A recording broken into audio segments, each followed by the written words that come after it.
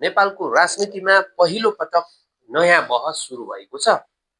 जब कुनै नेताले आफ्नो पार्टीको नेता तथा कार्यकर्ताहरूलाई अनुशासन र मर्यादाको कडा सन्देश दिन्छन्, त्यो सामान्य कुरा होइन, त्यो परिवर्तनको सङ्केत हो। हालै रवि लामिछानेले आफ्ना नेता तथा कार्यकर्तालाई स्पष्ट निर्देशन दिएका छन् कि साथीभाइ आफन्तलाई नियुक्ति दिन नलाग्नुहोस्, सिंहदरबारमा अनावश्यक भिडभाड नगर्नुहोस् र आफूहरू यो स्थानमा जनताको सङ्घर्ष, बलिदानी र पछिल्लो पटक जेनजीहरूको बलिदानबाट आएको ढेक्का राख्नुहोस्। केवल यो एउटा निर्देशन मात्र होइन, नेपालको राजनीतिक संस्कार बदल्ने प्रयासको रूपमा पनि यसलाई हेर्न सकिन्छ।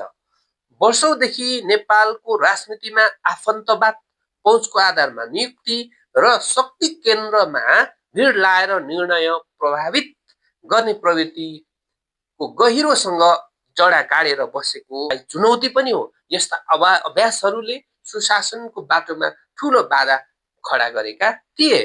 तर अहिले आएको यो निर्देशनले केही पुरानो प्रवृत्तिलाई चुनौती दिएको छ। यदि यो निर्णय व्यवहारमा लागू हुन्छ भने यसले प्रशासनिक प्रणालीमा पारदर्शिता, जिम्मेवारी र निष्पक्षता बढाउन महत्त्वपूर्ण भूमिका खेल्न सक्छ।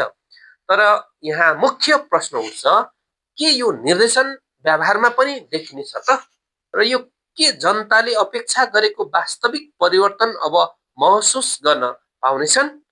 अहिले सबैको नजर यही केन्द्रित छ कि यो निर्देशन केवल शब्दमा सीमित हुन्छ कि व्यवहारमा पनि उतारिन्छ। यदि यसलाई प्रभावकारी रूपमा कार्यान्वयन गरियो भने यसले नेपालको राजनीतिमा साँच्चै सुशासनको नयाँ अध्याय सुरु गर्न सक्छ। धन्यवाद।